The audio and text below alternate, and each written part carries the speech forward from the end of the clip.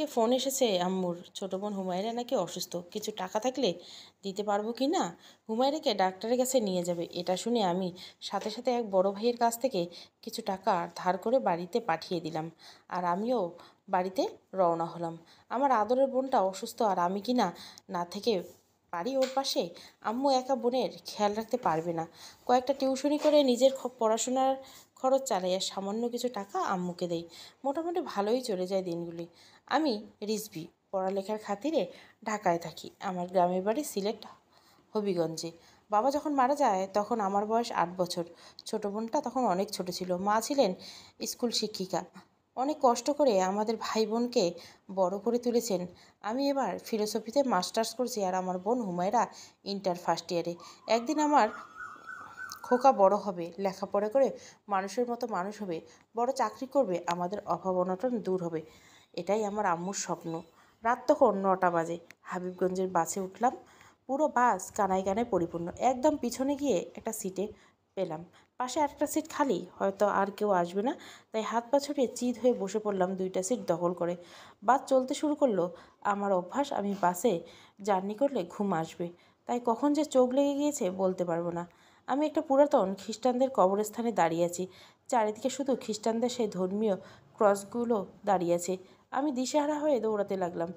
আমি কোথায় চলে আসলাম? এমন জায়গা আমি কখনো দেখিনি। হঠাৎ একটা পাথরের সাথে উষ্টা খেয়ে মুখ থুবড়ে পড়ে গেলাম।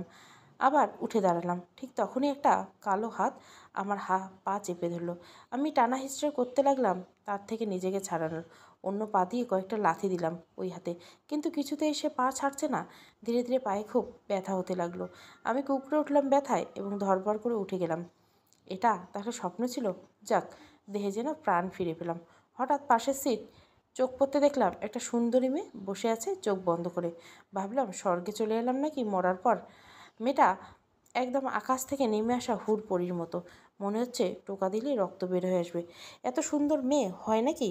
কিন্তু পরক্ষণে মনে হলো সে কখন বাসে উঠলো? বাস তো পথে থামিয়ে যাত্রী উঠানোর কথা না। তাহলে সে কি পেতনি, না মেয়ে, নাকি পিশাচ, নাকি চেক করতে হবে।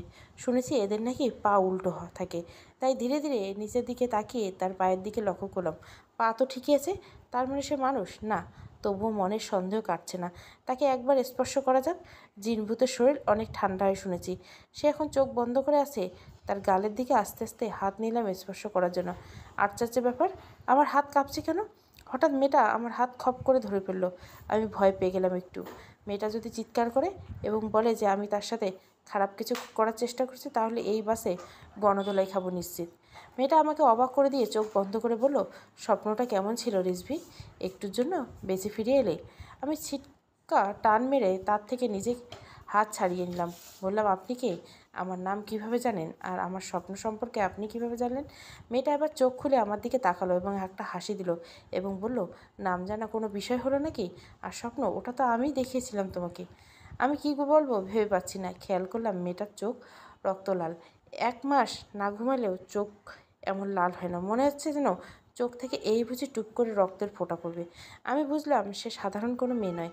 আমার আম্মু সবসময় বলতো, যদি কখনো আচমকা অন্য জগতের কারোর সাথে দেখা হয়ে যায়, তাহলে যতটা পারবি নিজেকে শান্ত রাখবি। তাকে বুঝতে দেওয়া যাবে না তুমি ভয় পেয়েছো, কারণ তাদের সবচেয়ে বড় অস্ত্র আমাদের ভয়। তাই নিজেকে শান্ত রাখলাম। খুব ভয় পাচ্ছি, কিন্তু সেটা তাকে বুঝতে দেওয়া যাবে না। মেয়েটা এখনও তার লাল চক্ষু বের করে আমার দিকে তাকিয়েছে। আমি একটু নড়ে চড়ে বসে বললাম, এই জন্য গুরুজনেরা বলে অতিমাত্রায় গঞ্জিকা সেবন করা উচিত নয়, তাহলে চক্ষু তার সাক্ষী হয়ে যায়। এত সুন্দর দেখতে আপনি এসব খেয়ে চক্ষু লাল করার কী দরকার? মেয়েটা একটু অবাক হলো আমার কথা শুনে। সে প্রস্তুত ছিল না এমন কথা শোনার জন্য। তাই সে হাসি দিয়ে বলল, আমি তোমার উপকার করতে এসেছি রিজভি, আমাকে তোমার বন্ধু ভাবতে পারো। এবার আমি একটু সাহস পেলাম। তার মানে সে আমার কোনো ক্ষতি করবে না, কিন্তু তবুও সাবধানে থাকতে হবে, এদের বিশ্বাস নেই। আমি বললাম, তাহলে বলেন আপনি কে, আমার কাছে কী চান? আমার নাম উর্বা, আমি আলিহিলাল জিন জাতির মেয়ে। আলিহিলাল জিনদের কাজ হচ্ছে যেসব লাশের ঠিকমতো জানাজা হয় না, সেসব লাশের মাংস খাওয়া এবং তাদের হাড়গোড় নিয়ে আমাদের সর্দারকে উপহার দেওয়া। এতটুকু বলে মেয়েটা ভয়ঙ্কর একটা হাসি দিল। খেয়াল করলাম তার মুখে কোনো জিভা নেই, দাঁতগুলো কালো মিচমিচে। সত্যি এবার অনেক ভয় পেয়ে গেলাম। মৃত মানুষের মাংস খাওয়া কি ভয়ঙ্কর কথা! ভাবতে গায়ে কাঁটা দিয়ে উঠল, শরীরের লোমগুলো সব দাঁড়িয়ে গেল। আমি একটু শব্দ করে বললাম, এই ভাই কেউ আছেন, আমাকে বাঁচান। কিন্তু কেউ সাড়া দিল না। আমি মাথা উঠে দেখলাম বাসের সবাই গভীর ঘুমে নিমজ্জিত। ভাবলাম ড্রাইভার আর কন্ট্রাক্টর তো অবশ্যই জেগে আছে, বাস তো পুরো গতিতে ছুটছে। আমি চিৎকার করে ডাকলাম, এই কন্ট্রাক্টর ভাই, আমাকে সাহায্য করেন। কিন্তু কেউ আসছে না আমার দিকে। মেয়েটি হঠাৎ বলে উঠল, শুধু শুধু নিজের ক্লান্ত করো না রিজভি, এখানে কেউ তোমার আর আমার কথা শুনতে পাবে না। আমি হাল ছেড়ে দিয়ে বসে রইলাম। মেয়েটাও আর কোনো কথা বলল না। এমন একজন পাশে বসে আছে, তাই বসেও শান্তি পাচ্ছি না। কি চায় মেয়েটা আমার কাছে? এর আগে 3বার জিনভুক খপ্পরে পড়েছিলাম, প্রতিবারে সাহসের সাথে বেরিয়েছি সেখান থেকে। কিন্তু এবার একটু অন্যরকম লাগছে। খুব ভয়ঙ্কর কিছু হতে যাচ্ছে, সেটা আজ করতে পারছিলাম একটু। আমি বললাম, আচ্ছা আপনার নাম তো উর্বা, তাই না? মেয়েটা কিছু বলল না। আমি আবার বললাম, আপনি আমার কাছে কী চান সত্যি করে বলেন তো? কেন এসেছেন আমার কাছে? আমার বোন তো অসুস্থ, তাই অনেক চিন্তায় আছি এমনিতে, এর মধ্যে আপনি কোথা থেকে এসে আমাকে ভয় দেখাচ্ছেন? এবার মেয়েটা অদ্ভুত একটা হাসি দিয়ে বলল, হুমায়রা অসুস্থ না, তাকে অসুস্থ বানানো হয়েছে। এই বলে মেয়েটা উঠে চলে গেল। আমি বাকরুদ্ধ হয়ে গেলাম। আমি তাকে ডাক দিলাম, উর্বা কোথায় যাচ্ছেন? হুমায়রাকে অসুস্থ বানানো হয়েছে মানে কি? কী বললেন এটা? কিন্তু সে আমার কথার কোনো জবাব দিল না, চলন্ত বাস থেকে নেমে গেল। আমি উঠে কি মনে করে যেন তার পিছু যেতে চাইলাম, কিন্তু পায়ে খুব ব্যথার কারণে আবার বসে পড়লাম। মোবাইল বের করে ফ্ল্যাশ জ্বালিয়ে পায়ের দিকে মারতেই আমি আঁতকে উঠলাম। স্বপ্নে যেখানে আমার পায়ে ধরেছিল সেই হাতটায় সেখানে হাতের দাগ বসে আছে কালো হয়ে। এটা কিভাবে সম্ভব? ওটা তো স্বপ্ন ছিল। তাহলে বাস্তবে এই দাগ কিভাবে আসলো? কি হচ্ছে কিছুই মাথায় ঢুকছে না। কি হচ্ছে এসব? হঠাৎ করে বাস ব্রেক কষলো। সব যাত্রীরা ধরপড় করে উঠে বসলো। ড্রাইভারকে ধমকাতে লাগলো এভাবে ব্রেক করার জন্য। ড্রাইভার বলল, সবাই শান্ত হন আপনারা। বাসের সামনে হঠাৎ কোথা থেকে যেন একটা মেয়ে এসে দাঁড়ালো, তাই আমি ব্রেক করতে বাধ্য হয়েছি। আমার মনে হয় সে বাসের নিচে চাপা পড়ে গেছে। এরপর ড্রাইভার সহ কয়েকজন বাস থেকে নামলো। আমি তো জানি কিছু এখানে হচ্ছে, তাই কিছু বললাম না, চুপচাপ বসে রইলাম। যা দেখার তারাই দেখুক, আমার যা দেখার তা দেখে ফেলেছি। একটু পর সবাই বাসে ফিরে আসলো, কেউ নাকি নাই। ড্রাইভারকে সবাই ধমকাতে লাগলো, কিন্তু ড্রাইভার এক কথা, সে স্পষ্ট দেখেছে একটা মেয়ে বাসের সামনে এসে দাঁড়িয়েছে। তর্কাতর্কি শেষে আবার বাস চলতে শুরু করলো। আমি বাইরের দিকে তাকিয়েছি আর ভাবছি, উর্বা মেয়েটা আসলে কে ছিল? হুমায়রাকে নিয়ে কি বলছিল সে? তাহলে কি আমরা বিপদে আছে?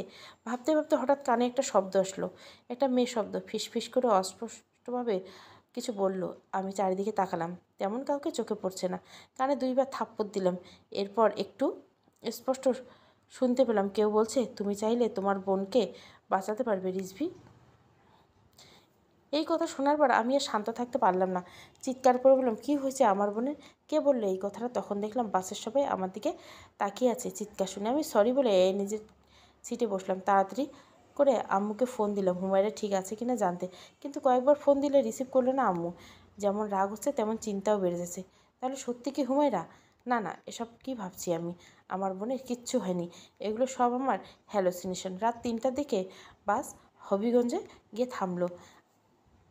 আমি তাড়াতাড়ি করে নেমে আশেপাশে চোখ বুলাম। সব দোকানপাট বন্ধ, কেউ নেই আশেপাশে। রাস্তায় কয়েকটা কুকুর আস্তে আস্তে আমার দিকে এগিয়ে এলো। তাদের দেখে মনে হচ্ছে তারা যেন আমাকে কিছু বলতে চায়। ব্যাগ থেকে বিস্কুট বের করে কুকুরগুলো সামনে দিতে তারা বিস্কুট না খেয়ে সামনে 2 পা উঠিয়ে মিনতি স্বরে ঘেউ ঘেউ করে কিছু বলল। তারপর বিস্কুট মুখে নিয়ে দৌড়ে চলে গেল। সব কিছু কেমন অদ্ভুত আর ভয়ঙ্কর মনে হচ্ছে। এত রাতে রিক্সা পাবো না জানি, কিন্তু আমরা যে তাড়াতাড়ি বাসায় যেতে হবে। বাস স্ট্যান্ড থেকে রিক্সা করে গেলে বেশিক্ষণ লাগে না আমার বাসায় যেতে। রিক্সা যেতে নেই, তাই জোরে হাঁটা দিলাম বাড়ির দিকে। হঠাৎ একটা রিক্সা এসে থামলো আমার সামনে। তার মুখটা মাফলার দিয়ে ঢাকা। এসে বলল, মামা চলেন আপনাকে নামিয়ে দেই বাসায়। আমি কিছু না ভেবে উঠে পড়লাম রিক্সাতে। আমি তাকে জিজ্ঞাসা করলাম, মামা এত রাতে রিক্সা নিয়ে বের হয়েছেন কেন? এখন তো শহরের সবাই ঘুম। মামা কী আর করা, দিনের বেলা তো রোদ থাকে, আমি রোদ সহ্য করতে পারি না, তাই রাতে রিক্সা চালাই। আর রাতের যাত্রীগুলো অনেক স্পেশাল হয়। তার কথাগুলো একটু অদ্ভুত লাগলো, তাই আর কোনো কথা বাড়ালাম না তার সাথে। শুধু বললাম, মামা একটু তাড়াতাড়ি চলেন।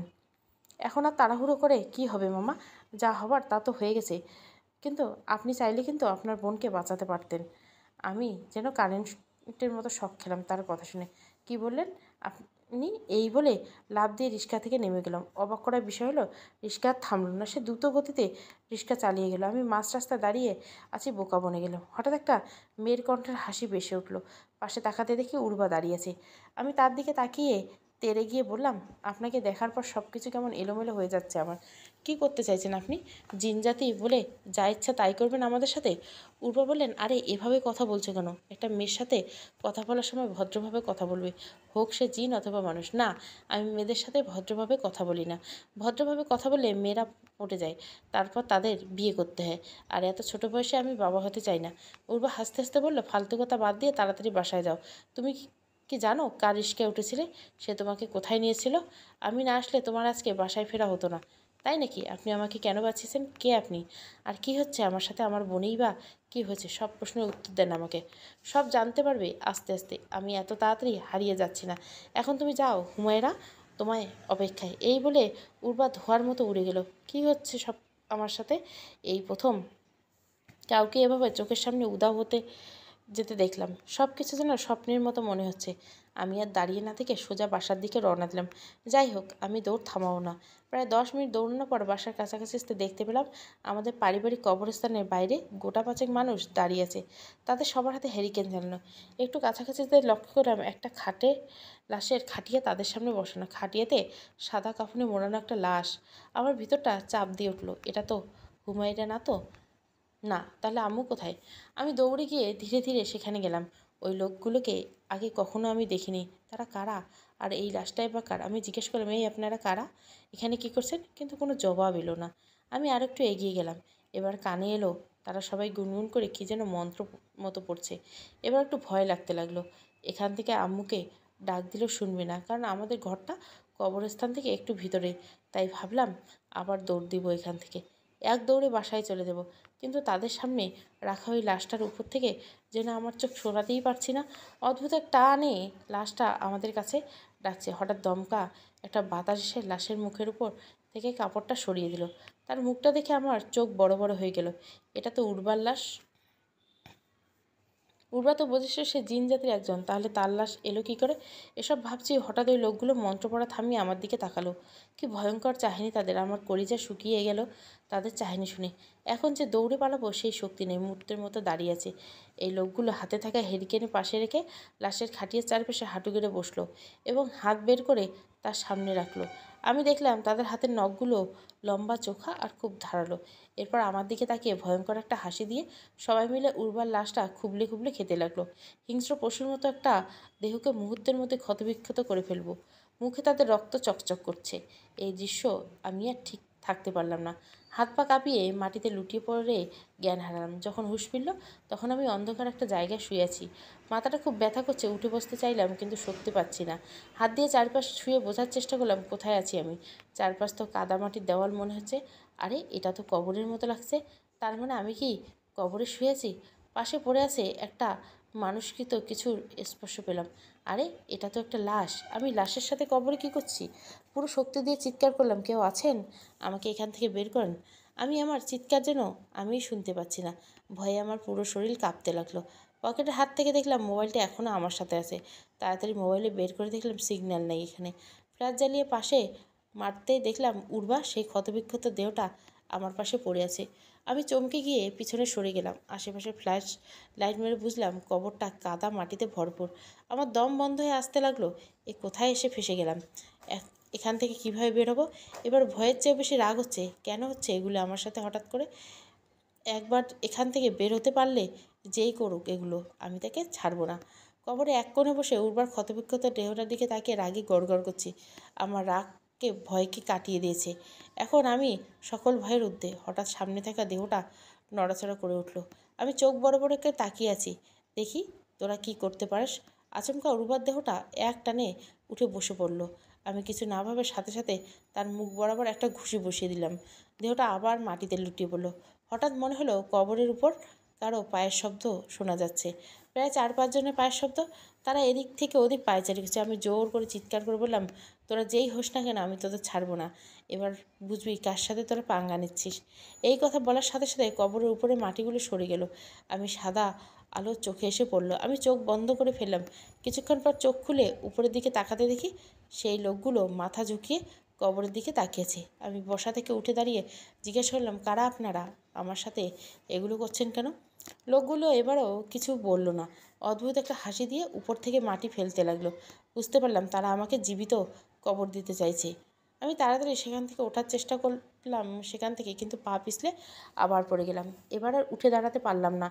মাটিতে আমার দেহ চাপা পড়ে যাচ্ছে ধীরে ধীরে। আমি প্রাণপণে চেষ্টা করতে লাগলাম বের হওয়ার জন্য, কিন্তু আমি ব্যর্থ। মাটিতে চাপা পড়ে আমার মুখ ঢেকে গেল, নিঃশ্বাস বন্ধ হয়ে আসতে লাগলো। আমি মারা যাচ্ছি আস্তে আস্তে। হাত পা ছেড়ে দিলাম পুরো। তখন আম্মুর ডাকে ধরপড় করে উঠে বসলাম। দেখলাম আম্মু আমার মাথার কাছে বসে আছে। আরে, আমি তো ঘরে ছিলাম, তাহলে এতক্ষণ কি স্বপ্ন দেখছিলাম আমি? কিন্তু স্বপ্নে হয়তো বাস্তব হয় কী করে? তখনই নিজের দিকে লক্ষ্য করে দেখলাম আমার সারা শরীর কাদামাটি লেগে আছে, জামাকাপড় সম্পূর্ণ কাদামাটিতে ভরা। আম্মুকে জিজ্ঞেস করলাম, এগুলো কি আম্মু? আমি এখানে এলাম কি করে? খেয়াল করলাম কারেন্ট নেই, তাই রুমের এক কোণে একটা মোমবাতি নিভু নিভু করে জ্বলছে। আম্মু বলল, তোকে কবরস্থানের কাছে পড়ে থাকতে দেখে তোর চাচা এইমাত্র ঘরে দিয়ে গেল। আমি তোর নাম ধরে ডাক দিতে হুড়মুড় করে বসলি। কি হয়েছিল তোর? ওখানে পড়েছিলি কেন? আর শরীরে এত ময়লাই বা লাগলো কীভাবে? আমি কী বলবো ভেবে পাচ্ছি না। আমি যদি কবরস্থানের কাছে পড়ে থাকি, তাহলে এতক্ষণ আমার সাথে কি হয়ে গেল? ধরে নিলাম এটা স্বপ্ন ছিল, তাহলে শরীরে এই কাদামাটি কোথা থেকে আসলো? সব কিছু যেমন এলোমেলো হয়ে যাচ্ছে। কিছু একটা ভুল হচ্ছে, কিন্তু কি সেটা আমাকে খুঁজে বের করতে হবে। আম্মু আমাকে চুপ থাকতে দেখে আবারও জিজ্ঞাসা করলো, কী রে রিজবি, কী হয়েছে বলবি তো? এভাবে চুপ করে আছিস কেন? আর তুই হঠাৎ করে না জানিয়ে বাড়িতে আসলি কেন? আগে তো কখনো না জানিয়ে আসিসনি। আম্মুর কথা শুনে আমি যেন আকাশ থেকে বললাম। আমি অবাক হয়ে বললাম, মা, না জানিয়ে মানে? তুমি না ফোন করে হুমায়রার অসুস্থ, তাই আমি তো টাকা পাঠিয়ে বললাম আমি আসছি বাড়িতে। আম্মু অবাক হয়ে জিজ্ঞাসা দিয়ে বলল, কী কোষ এগুলা? আমি তোকে কখন ফোন করলাম? হুমায়রা তো অসুস্থ হওয়ার শুনে আসে না, আর 2 দিন ধরে কারেন্ট নেই ঝড় তুফানের কারণে। ফোনে তো গতকাল রাত থেকে চার্জ নেই। তাহলে তোকে কেন ফোন করব? পাগল হয়েছিস নাকি তুই? এই বলে আম্মু তার ফোনটা বের করে আমাকে দেখিয়ে দিয়ে বলল, দেখ, সেই কল থেকে চার্জ নেই ফোনে, কল দিব কিভাবে? আমি দেখলাম সত্যি ফোন অফ। হঠাৎ আমার মনে পড়লো আমি বাসে থাকতে আম্মুর ফোনে কল দিয়েছিলাম, তখন তো ফোনে রিং হচ্ছিল। আমি তাড়াতাড়ি আমার ফোনটা বের করে আবার আম্মুর ফোনে ফোন দিলাম।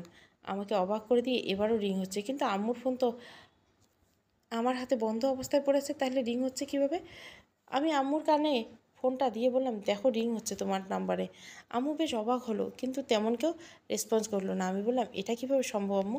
আমার একটা আনমনে হয় বলো, এই দুনিয়া রহস্যে ঘেরা রিজবি, এখানে সব কিছুই সম্ভব। রহস্যের দুনিয়ায় যে নিজেকে পেঁচে নেয়, সে আর কখনো সেখান থেকে বের হতে পারে না।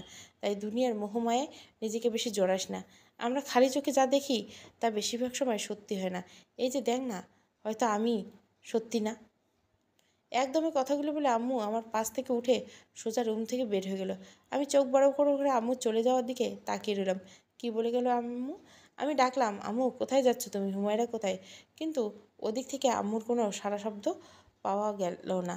আমি বিছানা থেকে নেমে রুমের বাইরে যেতে নেব, ঠিক তখনই আমার ফোন বেজে উঠল। ফোন বের করে ফোনের স্ক্রিনে তাকাতে আমার চোখ বড় বড় হয়ে গেল। আম্মু কল দিয়েছে। আমি একটু ভেবে কাঁপা কাঁপা হাতে রিসিভ করলাম কলটা। ওপাশ থেকে আম্মু ঘুম ঘুম কণ্ঠে বলল, কিরে রিজবি, এত রাতে এতগুলো কল দিয়েছিস? কিছু হয়েছে নাকি? ঘুমিয়েছিলাম, তাই কল রিসিভ করতে পারিনি। আমি কী বলবো ভেবে পাচ্ছি না, চুপ করে মূর্তির মতো দাঁড়িয়ে আছি।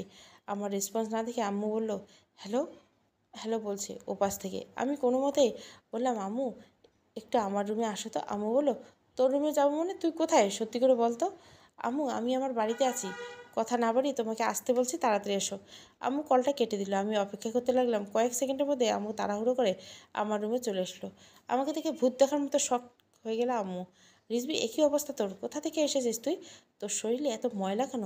আর আমাকে না জানিয়ে এখানে আসলি তুই? যদি আম্মু হয়, তাহলে একটু আগে আমার পাশে বসেছিল সে কে? এখন তো কাউকেই বিশ্বাস হচ্ছে না। আমি পিছিয়ে গিয়ে বললাম, তুমি সত্যি আমার আম্মু নাকি অন্য কিছু? আমি রাগ করে এগিয়ে এসে আমার গালে একটা থাপ্পড় দিয়ে বলল, রাত বেরোতে এসব করিস? নেশা টেশা করে এসেছিস নাকি? আর তুই হঠাৎ করে বাড়িতেই বা কেন আসলি? দরজা তো ভেতর থেকে লাগানো ছিল, তোকে দরজাই বা খুলে দিল কে? এবার আমি নিশ্চিত হলাম এটা আম্মু। আমি আম্মুকে ধরে বললাম, আম্মু, এখন এত কিছু বলার সময় নেই, অদ্ভুত কিছু একটা হচ্ছে আমার সাথে। আচ্ছা, হুমায়রা কোথায়? ও ঠিক আছে তো? আম্মু বললো, হুমায়রা তো ওর রুমে ঘুমাচ্ছে। কী হয়েছে বলবি আমাকে? তোকে দেখে তো মনে হচ্ছে তুই কবর থেকে উঠে এসেছিস। আমি একটু ভয় পেয়ে বললাম, আম্মু, আমি কবরের চেয়ে ভয়ানক জায়গা থেকে উঠে এসেছি। তাহলে শোনো, কী হয়েছিল? আম্মুকে সব কিছু বললাম। এখন পর্যন্ত দাদা হয়েছে। আম্মু সব শুনে ভয় পেয়ে গেল এবং বলল, এখনই হুমায়রাকে দেখতে হবে সে ঠিক আছে কি না। এই বলে আম্মু হুমায়রার রুমের দিকে যেতে লাগলো।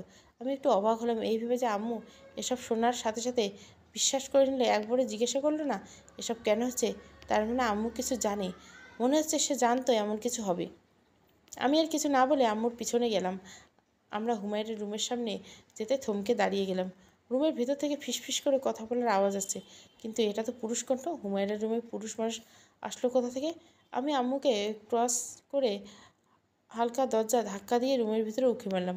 দেখলাম খাটের উপর দুইজন মানুষ সামনাসামনি বসে আছে, একটা ছেলে আর একটা মেয়ে। মেয়েটার মুখ কালো কাপড় দিয়ে ঢাকা, যেমনটা ফাঁসির আসামিদের হয়। এটা কি তাহলে আমার বোন হুমায়রা? আর ছেলেটা খুব রোগা পাতলা মনে হচ্ছে, এক হাত উঁচু করে কি যেন বলে যাচ্ছে ফিসফিস করে। মেয়েটা একটু পরপর মাথা ঝাঁকিয়ে নিচ্ছে। আম্মু পেছন থেকে বলে, কিরে কী হয়েছে? হুমায়রার রুমে ফিসফিস করছে কে? কিছু দেখতে পেলি? আমি আম্মুর দিকে তাকিয়ে বললাম, হ্যাঁ আম্মু, কেউ একজন আছে হুমায়রার সাথে, কিন্তু মেয়েটা হুমায়রা নাকি সেটা বুঝতে পারছি না। ওই দেখো কালো কাপড় দিয়ে ঢাকা তার চেহারা। এই বলে আবার রুমের ভিতরে তাকাতে দেখি কেউ নেই সেখানে। আরে এইমাত্রতে ছিল খাটে কেউ নেই। আমি আর আম্মু তাড়াতাড়ি করে রুমে প্রবেশ করলাম। হুমায়রা নেই কোথাও। আম্মু কান্না করে দিল হুমায়রার নাম উচ্চারণ করে। আমি রুমের আনাচে কানাচে খুঁজতে লাগলাম। স্পষ্ট দেখছি খাটের উপর দুইজন ছিল। মুহূর্তের মধ্যে তারা কোথায় অদৃশ্য হয়ে গেল। জানলার পর্দাটা টান দিয়ে কপাট খুলে দিয়ে বাইরে তাকালাম। হুমায়রার রুম থেকে জানলা দিয়ে তাকালে আমাদের পারিবারিক কবরস্থানটা দেখা যায়। জানলা দিয়ে বাইরে তাকাতেই চোখ পড়ল হুমায়রা আস্তে আস্তে হেঁটে চলে যাচ্ছে কোথাও। কবরস্থান পর্যন্ত গিয়ে থমকে দাঁড়ানো, আর কোনো দিকে নড়াচড়া করছে না। আমি তাড়াতাড়ি বাসা থেকে বের হয়ে দৌড়ে কবরস্থানের দিকে ছুটলাম। দূর থেকে দেখতে পাচ্ছি এখনও হুমায়রা ঠায় দাঁড়িয়ে আছে। হঠাৎ একটা গাছের ডাল ভেঙে আমার সামনে পড়লো। আমি দাঁড়িয়ে গেলাম। পেছন থেকে কেউ আমার জামা টান দিয়ে রাস্তার এক সাইডে নিয়ে গেল। আমি পিছনে তাকিয়ে দেখলাম উর্বা দাঁড়িয়েছে। এই মেয়েকে যতবার দেখি ততবারই ঠাস করে প্রেমে পড়ে যাই নতুনভাবে। উর্বার চেহারার থেকে আলো ছড়াচ্ছে মনে হচ্ছে। জিন না হলে তাবিজ করে হলেও বিয়ে করতাম ওকে। তখনই মনে হলো উর্বাকে তো মৃত অবস্থায় দেখেছিলাম আমি। আমি কিছু বলতে যাব তার আগেই উর্বা বলল, নিজের মৃত্যুর দিকে এগিয়ে যাচ্ছিলে নাকি দৌড়ে? তুমি যাকে তোমার বোন ভেবেছিলে সে তোমার বোন ছিল না। আর কতবার আমি তোমাকে বাঁচাবো? আমি কবরস্থানের দিকে তাকিয়ে দেখলাম সত্যি এখানে কেউ নেই। তার মানে আমি আবার ফাঁসাতে যাচ্ছিলাম। কিন্তু আমার বোন হুমায়রা কোথায় তাহলে? উর্বা বলল, হুমায়রাকে তারা নিয়ে গেছে। নির্দিষ্ট একটা সময় পর্যন্ত তারা হুমায়রাকে বাঁচিয়ে রাখবে, তারপর তাকে বলি দেওয়া হবে। কি বলেন আপনি? বলি দেওয়া হবে মানে? হুমায়রা এখন কোথায় আছে আমাকে বলেন, আর কারা ওকে নিয়ে গেছেন? উর্বা বলল, তুমি জামা কাপড় বদলে আসো, আমাদের এক জায়গায় যেতে হবে, সব প্রশ্নের উত্তর পাবে। তবে এখন কথা বলার সময় নেই, যা বলছি তাড়াতাড়ি করো। আমি আর কোনো কথা না বলে বাধ্য ছেলের মতো বাসায় চলে গেলাম। কেন যেন উর্বাকে বিশ্বাস করতে ইচ্ছে হচ্ছে, মনে হয় সে খারাপ না, তাহলে তো সে আমাকে বাঁচাতো না। আম্মু বলল, কিরে কী হয়েছে, হুমায়রা কোথায়, তাকে পেলে? আমি বললাম, তাকে আনতে যাচ্ছে আম্মু, চিন্তা করো না, আমার বোনকে না নিয়ে আমি ফিরবো না। আম্মু কিছু দোয়া করে মাথায় ফু দিয়ে দিল আর বলল, তোর বাবার কৃতকর্মের ফল যেন তোদের ভোগ করতে না হয়। এখন তোর বোন, পরবর্তীতে তুই, তারা কাউকে ছাড়বে না। আমি জানতাম আম্মু কিছু লুকাচ্ছে আমাদের কাছ থেকে। আম্মু জানে কি হচ্ছে, কিন্তু আমাকে বলছে না। আমি জিজ্ঞাসা করলাম, কি বললে তুমি? বাবার কৃতকর্মের ফল মানে? বাবা কি করেছিল? আম্মু বললেন, তুই যেখানে যাচ্ছিস এখন সেখানে সব প্রশ্নের উত্তর পেয়ে যাবি। এখন কথা বলার সময় নেই, তাড়াতাড়ি যা রিজবি, তোর বোনকে নিয়ে আয়। সবাই শুধু আমাকে অবাক করে যাচ্ছে। এই কেমন রহস্যে আমি আর কিছু না বলে ফ্রেশ হয়ে জামা বদলে বেরিয়ে পড়লাম। জানি না আমার গন্তব্য কোথায়, কে অপেক্ষা করছে আমার জন্য। উদ্দেশ্য শুধু একটাই, বোনকে নিয়ে আসবো। উর্বা এখনও সেখানেই দাঁড়িয়েছে। আমাকে দেখেই একটা হাসি দিয়ে বলল, মেয়ে মানুষ তৈরি হতেও এত সময় লাগে না। তুমি এত দেরি করলে কেন? আম্মুর কাছ থেকে দোয়া নিয়ে আসলাম। আম্মু বলছে ছোটো বোনকে না নিয়ে ফিরে না আসতে। ভালো মতো দোয়া নিয়ে এসেছো তো? হতে পারে এটাই তার সাথে তোমার শেষ দেখা। আর ফিরে আসতে না পারো, ফিরে আসার গ্যারান্টি তো মানুষ কখনোই দিতে পারে না। আমাকে ভয় দেখাবেন না, আমি ফিরে আসবো বোনকে নিয়ে। এটা আমার আত্মবিশ্বাস নিজের প্রতি। কনফিডেন্স দেখা ভালো, ওভার কনফিডেন্স অনেক সময় মৃত্যুর কারণ হয়, তাই সাবধানে কদম ফেলতে হবে, বুঝেছো? আর তুমি চাইলে আমাকে তুমি করে বলতে পারো। আমি তোমার থেকে 2-1 বছর ছোটই হব। আচ্ছা সেটা না হয় বলবো, কিন্তু এখন আমরা কোথায় যাচ্ছি? আর আমাকে একটা কথা ক্লিয়ার করো, কেন আমাদের সাথে এসব হচ্ছে? তারা যেই হোক আমাদের কাছে কী চাই? তোমার বাবার ভুল মন্ত্রের কারণে তাদের অনেক বড় ক্ষতি হয়ে গেছিলো, তারা এখন সেটাই সমাধান করার চেষ্টা করছে। উর্বার কথা শুনে আমি থমকে দাঁড়িয়ে গেলাম। বাবার ভুল মন্ত্র মানে? কিসের মন্ত্রের কথা বলেছো তুমি? বুঝিয়ে বলো। উর্বা বলল, থেমে গেলে তো চলবে না রিজভি, হাঁটতে হাঁটতে কথা বলো। সামনে আরও অনেক রহস্যের মুখোমুখি হতে হবে। প্রতিবার যদি এভাবে থেমে যাও তাহলে সত্যি তোমাকে আর ঘরে ফেরা হবে না। আমি কোথাও কথা না বলে উর্বার সাথে হাঁটতে লাগলাম। উর্বা বলা শুরু করলো, তুমি তখন এই পৃথিবীর মুখ দেখোনি। তোমার বাবা ছিল স্কুলের সামান্য একজন দপ্তরি, আর ওই স্কুলে বাংলা শিক্ষিকা ছিলেন মিতু নামের এক ম্যাডাম। তোমার বাবা এই বাংলা ম্যাডাম মিতুকে অনেক পছন্দ করতো মনে মনে, কিন্তু কখনো বলার সাহস পেত না। কীভাবে বলবে সে একজন সামান্য দপ্তরি আর উনি একজন শিক্ষিকা। এভাবে অনেক দিন মনে গোপনে রেখেছিল এই পছন্দের কথাটা। তোমার বাবা ইশারা ইঙ্গিতকে কয়েকবার বোঝানোর চেষ্টা করেছিল, কিন্তু কাজ হয়নি। এদিকে নিতু ম্যাডামের বাড়ি থেকে বিয়ের কথাবার্তা চলছে। এটা শুনে তোমার বাবা আরও অস্থির হয়ে থাকতে পারেনি। তাই একদিন ম্যাডামকে ফাঁকা মাঠে পেয়ে সে সুযোগ বুঝে ভয়ে ভয়ে তার পছন্দের কথা বলে। যা হবার তাই বলো। ম্যাডাম তোমার বাবার গালে ঠাস করে চড় বসিয়ে আর বললেন, তোর সাহস কী করে হয় একজন সামান্য দপ্তরি হয়ে আমাকে এমন প্রস্তাব দেওয়ার? আজকে প্রিন্সিপালের কাছে নালিশ করে তোর চাকরি খাওয়ার ব্যবস্থা করছি। তোমার বাবা ম্যাডামের কাছে কান্না করে দিল আর বলল, দয়া করে এটা করবেন না, আমি আপনার কাছে ক্ষমা চাচ্ছি। আমার ভুল হয়েছে, আর কখনো এসব বলবো না আমি। প্রিন্সিপালের কাছে নালিশ করবেন না। কিন্তু ম্যাডামের রাগ আর অহংকার মিলে সেদিন তোমার বাবার আকুতি মিনতিগুলো কানে যায়নি তার। সে সত্যি সত্যি প্রিন্সিপালের কাছে বিচার দিল এই বিষয়ে, এবং সেদিনে তার চাকরি চলে গেল। তোমার বাবা সেদিন ওয়াদা করেছিল ওই ম্যাডামকে নিজের করেই ছাড়বে। তাকে যদি শয়তানের উপাসনা করতে হয় এর জন্য সে সেটাই করবে। তারপর কেটে গেল প্রায় 2 বছর। তোমার বাবা এক মাজার গিয়ে একজন ফকিরের দেখা পেল। সেই ফকির তোমার বাবাকে আশা দিল নতুন করে মিতু ম্যাডামকে নিজের করে পাওয়ার জন্য একটা উপায়। তাকে জাদু করতে হবে, এমন জাদু করতে হবে যে তার জন্য পাগল হয়ে যাবে। তোমার বাবা রাজি হয়ে গেল সেটার জন্য। এর জন্য দরকার ছিল ম্যাডামের একটা কাপড়ের টুকরো আর কিছু চুল। ম্যাডামের বাসার কাজের লোকটাকে টাকা খাইয়ে তোমার বাবা সেটা জোগাড় করে ফেললো এবং ফকিরের কাছে নিয়ে এলো। জাদু করার কার্যক্রম শুরু হয়ে গেল। দুজন ভয়ঙ্কর জিন দ্বারা এই জাদু করার কথা ছিল। ফকির তোমার বাবাকে একটা মন্ত্র শিখিয়ে দিয়েছিল এবং বারবার বলে দিয়েছিল মন্ত্র ভুল হলে ওই ম্যাডামের কিছু হবে না, বরং তোমার বাবার অনেক বড় ক্ষতি হবে। তাই মন্ত্র উচ্চারণের সময় খুব খেয়াল রাখতে হবে।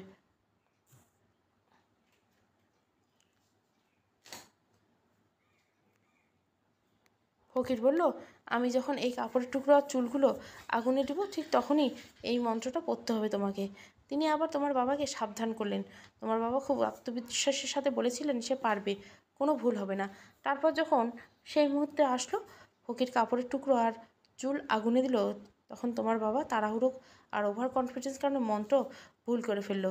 ফকিরের সতর্কতার সত্ত্বেও মন্ত্র যখন ভুল হয়ে গেল, তখন ফকির ভয়ার্ত চেহারা নিয়ে বলল, এটা তুমি কি করলে? এখন এর মাসুল কিভাবে দিবে? এই পর্যন্ত বলে উর্বা থামলো। আমি বললাম, তারপর কি হলো উর্বা? বাবার ভুল মন্ত্রের কারণে তাদের কী এমন ক্ষতি হয়েছে? উর্বা মুখে আঙুল দিয়ে বলে, চুপ করো, কোনো শব্দ করো না, বাকিটা পরে জানতে পারবে। এখন আশেপাশে তাকিয়ে দেখো আমরা কোথায় আছি। আশেপাশে চোখ বুলাতে দেখলাম আমরা এখন সেই খ্রিস্টানের কবরস্থানে, যেটা আমি স্বপ্নে দেখেছিলাম। এখানে কেউ আমার পা চেপে ধরেছিল। আমি উর্বার দিকে তাকিয়ে বললাম, এটা কোন জায়গা? আমাদের এলাকায় তো এমন কোনো কবরস্থান নেই। তুমি আমাকে কোথায় নিয়ে এসো? উর্বা বলল, এটা তোমাদের এলাকায়, তবে লোকচক্ষুর আড়ালে সাধারণ মানুষ এ সম্পর্কে কিছু জানে না। আর দেখো না। এই বলে উর্বা একটা কবরের পাথরের উপর বসে বলল, আমাদের অপেক্ষা করতে হবে এখানে কিছুক্ষণ। কেউ একজন আসবে, তাকে অনুসরণ করে তোমার বোনের কাছে পৌঁছাতে হবে। আমি গিয়ে উর্বার পাশে বসলাম, দূরত্ব বজায় রেখে। এরকম একটা ভয়ানক কবরস্থানে একজন জিন মেয়ের সাথে বসে আছি। সে নাকি মানুষের মাংস খায়। ভয় তো লাগছে না, তবুও গা ছমছম করছে। একটা পোকামাকড়ের ডাক ভেসে আসছে না আশপাশ থেকে। জায়গাটা এতটাই নিস্তব্ধ যে নিজের নিঃশ্বাসের শব্দটাও কানে লাগছে খুব। উর্বা নীরবতা ভেঙে বললেন, আচ্ছা রিজভি, তুমি কখনো কারো প্রেমে পড়েছো, যার জন্য তুমি সব রকমের ঝুঁকি নিতে পারবে, যেমনটা তোমার বাবা করেছে? আমি একটু অপ্রস্তুত হয়ে গেলাম উর্বার এমন কথা শুনে। নিজেকে সামলে নিয়ে বললাম, না উর্বা, এখনও তেমনভাবে কারো প্রেমে পড়েনি। তবে একটা মেয়ের সাথে প্রেম করতাম কলেজে থাকতে, 3 মাস ছিল সম্পর্ক। তারপর আমি নিজেই ছেড়ে দিয়েছি। তাই নাকি? মাত্র 3 মাসের সম্পর্ক প্রেম বলে না, ওটা ছিল আকর্ষণ একজন আরেকজনের প্রতি। তা ছেড়ে দিলে কেন তাকে? সেও কি আমার মতো পেতনি ছিল নাকি? আমি হাসি দিয়ে বললাম, আরে না, ওর সাথে দেখা করতে গিয়েছিলাম একদিন বিকালে ওদের বাড়ির বাগানের পিছনে, কিন্তু এক এলাকার সিসিটিভিতে এক আন্টি সেটা দেখে ফেলে। তারপর আরও অনেক মানুষ ডেকে আনে, সবাই আমাকে আটকে রাখে, কিন্তু ওই প্রেমিকা নামের কালসাপটা সেদিন আমাকে চিনতে অস্বীকার করে। আমি নাকি তাকে বাগানে একা পেয়ে খারাপ কিছু করার চেষ্টা করছি। সেই সিসিটিভি আন্টি তার কথার সাথে তাল মিলে। তারপর ওর বাবা এলাকার কয়েকটা ছেলেকে অনুমতি দেয় আমাকে মেরে হাড্ডি গুড্ডি ভেঙে দিতে। কয়েকটা ছেলে আমার দিকে এগিয়ে আসলো। আমি তখন অসহায়, কী করবো জানি না। হঠাৎ বাংলা মুভির একটা ডায়লগ মনে পড়ে গেল আমার, যদি মায়ের বুকে দুধ খেয়ে থাকিস তাহলে আমাকে টাচ করে দেখ। উর্বা বলল, তারপরে কী হলো? কী আর হবে, সবাই মায়ের দুধ খাইছিল, আমাকে এমন এমন জায়গায় মারছে যে কাউকে দেখাতে পারিনি। সেদিন থেকে ওয়াদা করছি মেয়ে মানুষকে বিশ্বাস করব না আর কখনো। উর্বা হাসতে হাসতে বলল, মেয়ে মানুষ না পাগল বলো যে ভুল মানুষকে বিশ্বাস করবে না আর কখনো, হোক সে মেয়ে অথবা ছেলে। আমি আর কিছু বললাম না, শুধু উর্বার হাসির দিকে এক পলক তাকিয়ে রইলাম। হাসিতে যেন মুক্ত ঝরে, এমন হাসি দেখে 2-3 জনম পার করে দেওয়া যাবে। হঠাৎ উর্বা হাসি থামিয়ে বলল, ওই যে আসছে সে, যার জন্য আমরা অপেক্ষা করছিলাম। আমি তাকিয়ে দেখলাম আমাদের থেকে অনেকটা দূরে সাদা আলো দেখা যাচ্ছে। আলোটা আস্তে আস্তে এদিকে আসছে। উর্বা আমাকে লুকাতে বলল। সে উর্বাকে দেখবে না, কিন্তু আমাকে দেখে ফেলবে। আমি একটা পাথরের পিছনে চলে গেলাম। হালকা চোখ বের করে দেখলাম সেই আলোটা যতই এগিয়ে এসছে ততই একটা অবয়ব আকার ধারণ করছে। যখন স্পষ্ট হলো তখন বুঝলাম সেটা কোনো আলোক না, সাদা জুব্বা পরা একজন লম্বা দেহের মানুষ। কিন্তু সে তো মানুষ না, সেটা বুঝে গেলাম। সে আমাকে দেখতে পেল না। আমাদের ক্রস করে একটু দূরে গিয়ে একটা বড় কবরের সামনে থামলো। এই কবরটা অদ্ভুত রকমের বড়, নাকি কবরগুলোর তো নর্মাল আছে। কবরের সামনে কিছুক্ষণ দাঁড়িয়ে থেকে হঠাৎ অদৃশ্য হয়ে হলো। উর্বা বলল, চলো, পেয়ে গেছি। এটা কোনো কবর না, এটা তাদের দপ্তর। এটা বলে উর্বা সেই কবরের দিকে এগিয়ে গেল। আমি উর্বার পিছনে গেলাম। কবরের সামনে গিয়ে উর্বা মনে মনে কী যেন বলল, এবং সাথে সাথে কবরটা উন্মুক্ত হয়ে গেল উপর থেকে। তাকিয়ে দেখলাম নিচের দিকে একটা সিঁড়ি গেছে। আমি বললাম, তুমি কি খোলার মন্ত্র কিভাবে জানো? এটা যেহেতু শয়তানদের আড্ডাখানা, তাহলে কি তাদের মন্ত্র কিভাবে জানো? কে তুমি উর্বা? উর্বা আবার খুব রাগান্বিত হয়ে কর্কশ বলে বলল, আমি যেই হই না কেন, আমাকে বিশ্বাস করা ছাড়া এখন তোমার অন্য কোনো রাস্তা নেই। তাই আমাকে প্রশ্ন না করে চুপচাপ অনুসরণ করো। এতে করে তুমি বাঁচতে পারবে, তোমার বোনকেও বাঁচাতে পারবে। আমি বললাম, এইভাবে রূপ বদল করো না, তোমাকে হাসি মুখে আমার ভালো লাগে। আচ্ছা, আর জিজ্ঞাসা করবো না কিছু। তবু আমার মনে কেমন যেন সন্দেহ জাগলো উর্বাকে নিয়ে। কিন্তু এটা সত্যি, এখন তাকে অনুসরণ করা ছাড়া আর কোনো রাস্তা নেই। উর্বা সিঁড়ি বেয়ে নিচে নামতে লাগলো। আমি আস্তে আস্তে তার পিছনে নিচে নামতে লাগলাম। কেমন একটা পচা গন্ধ আসছে ভেতর থেকে। খেয়াল করে দেখলাম ভিতরে চারিদিকে আগুনের মশাল জ্বালানো দেওয়ালের সাথে, আর দেওয়ালে কালো রং দিয়ে খ্রিস্টানদের ক্রস অঙ্কন করা। যত ভিতরে যাচ্ছি ততই গন্ধটা তীব্র হয়েছে। আমি নাক চেপে ধরে এগুলো লাগালাম। উর্বা একটা জায়গায় গিয়ে থামলো। আমি বললাম, এটা কিসের গন্ধ উর্বা? তুমি কি গন্ধ পাওনি? না, আমার গন্ধ লাগে না। এগুলো তোমার জন্য গন্ধ হলো আমার জন্য খুব সুন্দর আর সুঘ্রাণ।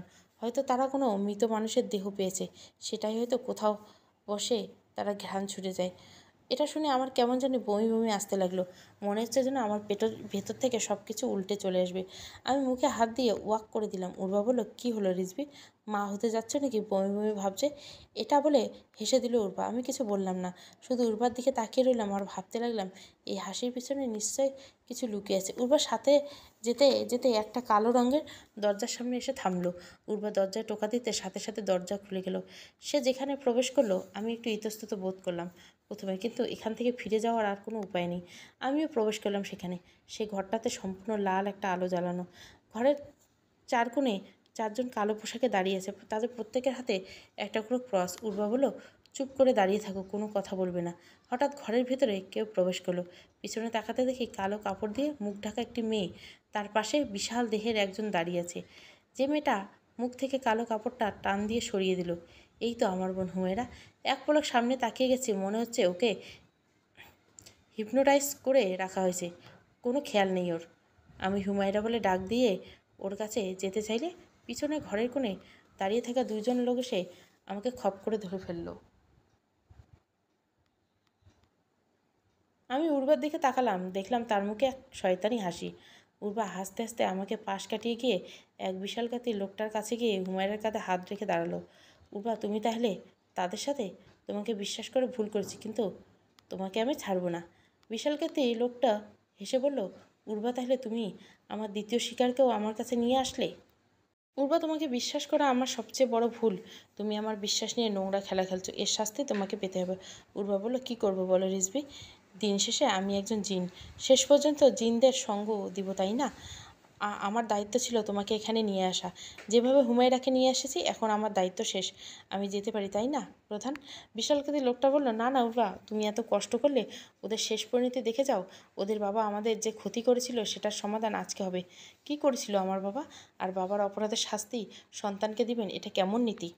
শাস্তি বললে ভুল হবে ছোকরা। তাহলে শোন, সেদিন কি হয়েছিল। আমাকে আর আমার ভাইয়ের সাহায্যে সেদিন জাদু করার কথা ছিল। আমি ফকিরকে বলেছিলাম মন্ত্র ভুল হলে এর মাসুল কিন্তু অনেক বড় হবে। ফকির আত্মবিশ্বাসের সাথে বলেছিল সে মন্ত্র ভুল করবে না। সে ওই ম্যাডামকে মন থেকে চায়, এই মন্ত্র ভুল হওয়ার প্রশ্নই আসে না। কিন্তু যা হবার তাই হলো। তোর বাবা ভুল মন্ত্র বলে ফেললেন। এর মাসুল স্বরূপ আমার ভাই সেদিন মারা যায়। ভুল মন্ত্রের প্রভাব আমার ভাইকে হারিয়ে আমি পাগল হয়ে যাই প্রায়। সেদিন তার আত্মবিশ্বাসের শাস্তি পেয়েছে। আমি নিজ হাতে টুকরো টুকরো করে ফেলেছি।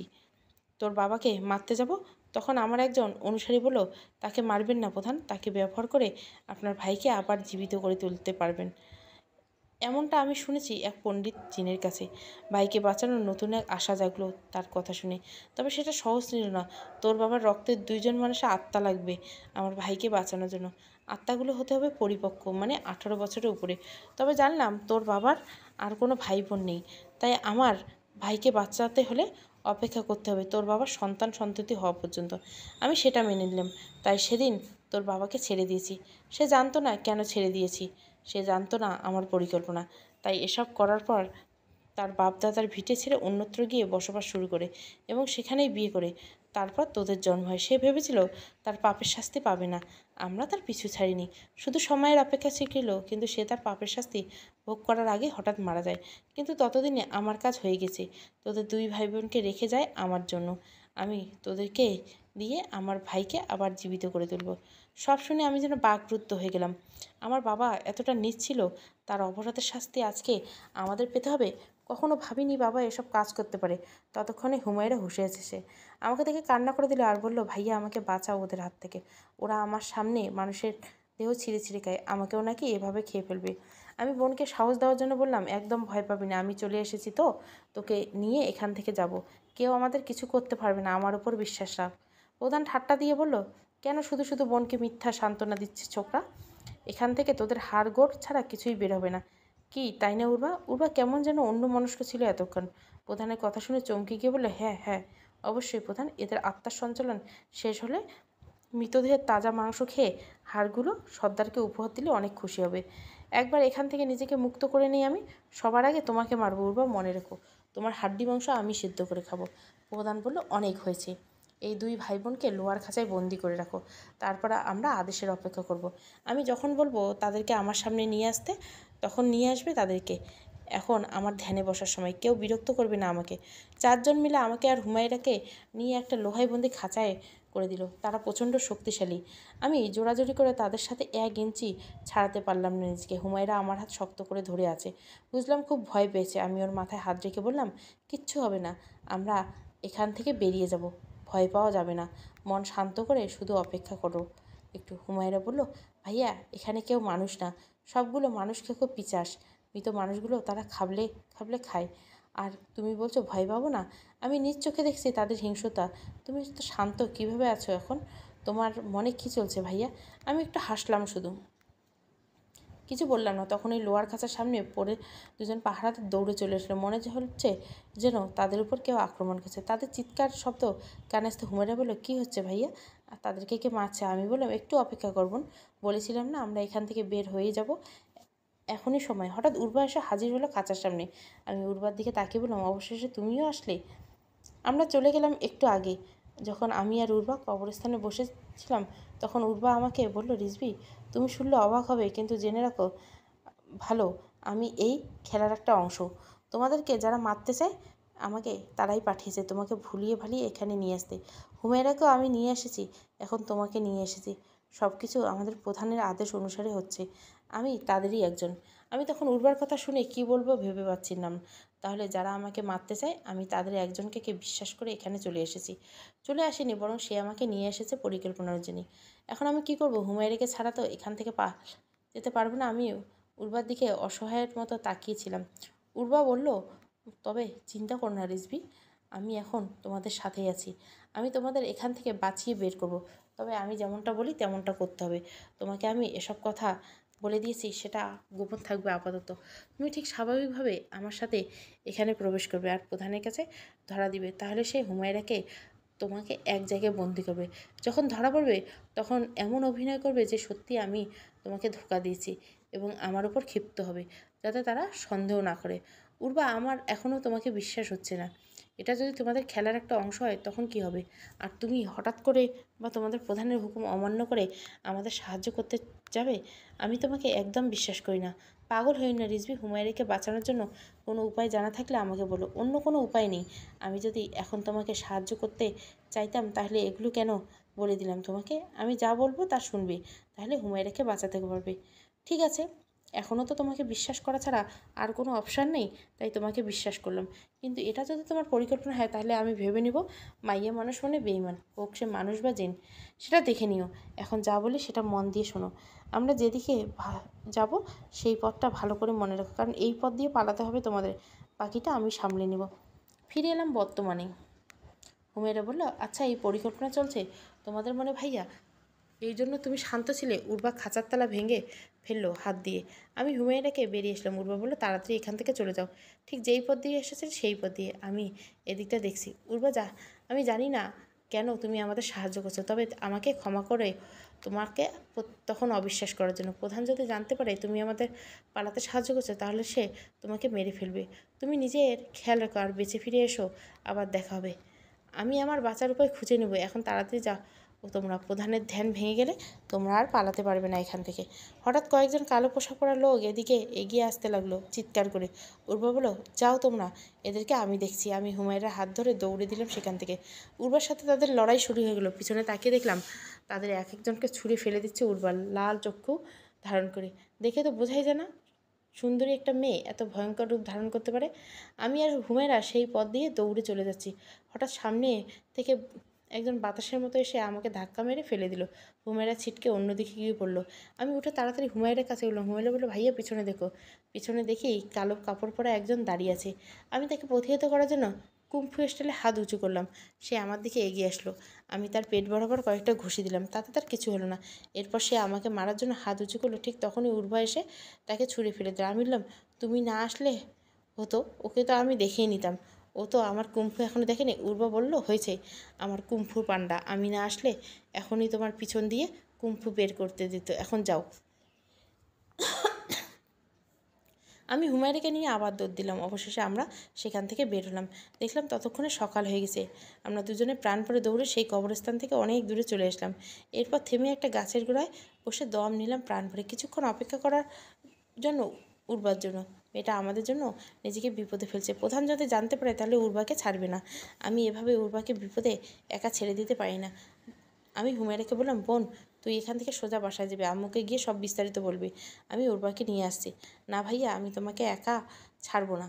উর্বা ফিরে আসবে, দেখো। তুমি যেও না সেখানে, একটু অপেক্ষা করো। না হুমায়রা, আমি অপেক্ষা করতে পারবো না। উর্বা নিশ্চয়ই বিপদে পড়েছে। তোকে যা বলছি তাই কর, বাসায় ফিরে যা, আমার জন্য চিন্তা করিস না। তখনই চোখ পড়ে দূরে কবরস্থানের ভিতরে কয়েকজন কালো পোশাক পরা লোক দ্রুত গতিতে এদিকে আসছে। আমি বললাম, হুমায়রা পালা তাড়াতাড়ি। বলতেও দেরি হলো না, আমাদের নিকট আসতে দেরি না। এসে আমাদের উপর ঝাঁপিয়ে পড়বে এমন সময় উর্বা বাতাসের বেগে এসে তাদের উপর ঝাঁপিয়ে পড়লো। লক্ষ্য করলাম উর্বা অনেকটা আহত। সে দাঁড়িয়ে থাকতে পারছে না, তবুও তাদের সাথে লড়াই চালিয়ে যাচ্ছে। আমি দাঁড়িয়ে থাকতে পারলাম না, যতটা পারি উর্বাকে সাহায্য করলাম। এক পর্যায়ে তারা না পেরে সেখান থেকে উধাও হয়ে গেল। আমি উর্বার দিকে তাকাতে সে একটা হাসি দিয়ে হাত বাড়িয়ে দিয়ে মাটিতে লুটিয়ে পড়ল। উর্বা প্রথম পর্ব, আর দ্বিতীয় পর্ব আসবে। ভালো লাগলে অবশ্যই লাইক, শেয়ার এবং সাবস্ক্রাইব করবেন। Thank you for watching.